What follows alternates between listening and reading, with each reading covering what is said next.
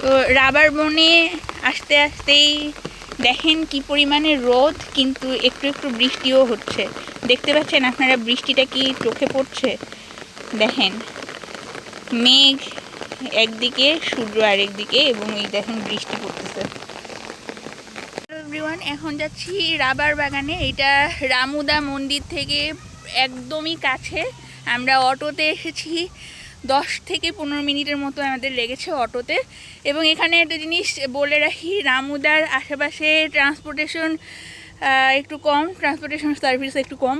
তো আপনারা যখন আসবেন চেষ্টা করবেন যে সেই অটোটাকে রেখে দেওয়ার অথবা সিএনজিটাকে রেখে দেওয়ার, কারণ এই এলাকাটা একটু ভিতরে।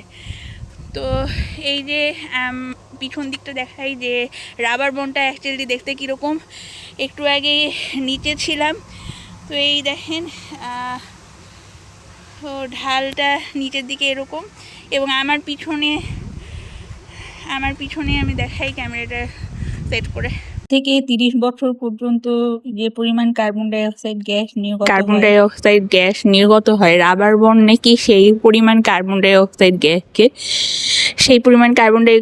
গ্যাসকে সে শোষণ করতে পারে। এটাকে বলা হচ্ছে কার্বন ডাই অক্সাইড গ্যাসের সিঙ্ক, এই রাবার বনকে। বাংলাদেশের রাবার বন থেকে আমরা যেই টায়ারগুলো দেখছি, যে ইলাস্টিক টায়ার দেখি, ইরেজার দেখি, এই যে ট্রাকের চাকার সাথে যে বড় বড় টায়ারগুলো, এইগুলো বাংলাদেশেরই এই রাবার বন থেকে উৎপাদন হচ্ছে। এটা আমার জানা ছিল না, কিন্তু এখানে আসতে গিয়ে, এটা এক্সপ্লোর করতে গিয়ে জানলাম, একটা নতুন তথ্য পেলাম। আর আমি ভিডিওর মাঝখানে আমি আপনাদেরকে দেখাবো যে গাছ থেকে কিভাবে ল্যাকটেস সংগ্রহ করছে। গাছের একটা অংশকে কেটে সেখান থেকে রস বের করে। এই যে রস সংগ্রহ করে, এই রসটাকে ল্যাকটেস বলা হয়, এবং ল্যাকটেসটাকে পরবর্তীতে অ্যাসিডের সঙ্গে মেশানো হয়। এই যে অ্যাসিড মেশানো হয়, আমরা বাসাবাড়িতে যেভাবে দই বানাই, ল্যাকটেসটাকে সংগ্রহ করার পরে কিছু পরিমাণ অ্যাসিড দেওয়া হয়। সেই অ্যাসিডে যখন এটা দইয়ের মতো অনেকটা জমাট বাঁধে, এই ল্যাকটেসটাকে পরবর্তীতে পানি সেখান থেকে নিঃসরণ করা হয়। দই থেকে আমরা যেভাবে পানিটাকে ঝরাই, ল্যাকটেস থেকেও সেইভাবে পানিটাকে ঝরানো হয়। এবং এইটা আস্তে আস্তে রাবার বানানোর যে প্রসেস আছে, সেই প্রসেসটায় আস্তে আস্তে যায়। এবং আমরা নেক্সট পার্টে সেই প্রসেস নিয়ে, বা ঢাকায় ফেরার পরে আমি সেই প্রসেস নিয়ে ডিটেলসে বলবো। আজকে এই পর্যন্ত।